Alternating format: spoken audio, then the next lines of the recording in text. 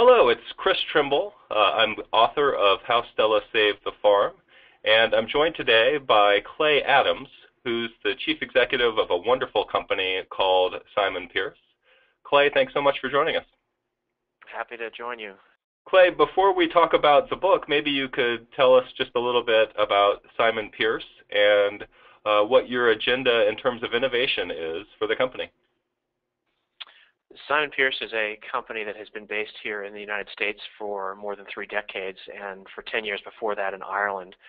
Simon Pearce is the name of our founder, and I've recently taken over from him as CEO. We are a company that makes handmade glass and pottery here domestically and sells it to the luxury market.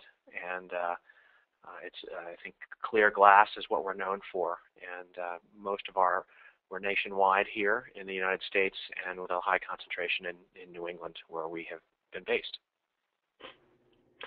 And Clay, tell us just a little bit about how you used How Stella Saved the Farm with your colleagues.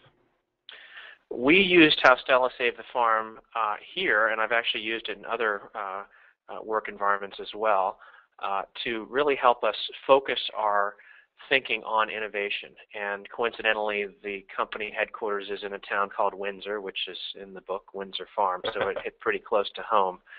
And I specifically used it in a discussion forum with the production team and product development team to help us think about how we can be innovative in our approach to serving the market needs of our customer.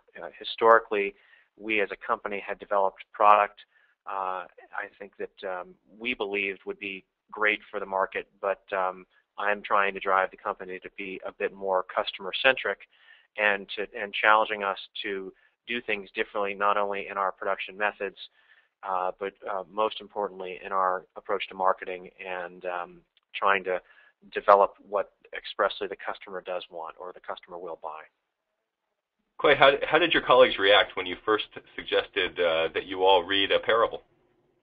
I think they reacted very well. I don't know how they reacted behind closed doors, but I think I received generally, I'd say, neutral and a response to that when I kind of said, hey, we're going to do a book club internally. And this is a group that's not really, I think, the book club type in some cases. But I think that I was really pleased when we got in the room to actually have the discussion, and there were probably 8 or 9 of us there, and that people were really engaged, and it was a really fruitful discussion around using the book, as you would in any book club, to kind of bring it back to the specifics of our own business. Clay, did everybody read the book? I suspect everybody did, and I think one of the things that I mentioned to this group before we got going was that, look, this is a very accessible book, and I think therefore that leads to some of its power. And I've read many, many business books, and I think in the conventional sense, and I've always said that most of those books can be about 1/3 as long as they are to really get the meat out of them. And I think this book, in its format, really allowed someone to kind of plow through it in a short amount of time and draw some pretty powerful conclusions. Can you tell us maybe 1 or 2 things about how you ran the discussion? I ran the discussion by just kind of setting up at the beginning what I wanted to get out of it, and encouraging people to speak very openly and freely. And then I had queued up in the back of the book, there are a few pages of suggested questions, and I had directed people while they were reading it to take a look at those questions, and then I, ahead of time, had flagged for my own benefit a handful of those questions in the 2 different parts where they exist, and kind of teed up this discussion initially with one of those questions, and anytime the conversation seemed to trail off a bit, I would put out another question, and that seemed to work very well and didn't overcomplicate things, but kept the conversation going, and I think made it more fruitful. Was there one key takeaway? I think the key takeaway is that we have to innovate and evolve as a company, or else the world will pass us by.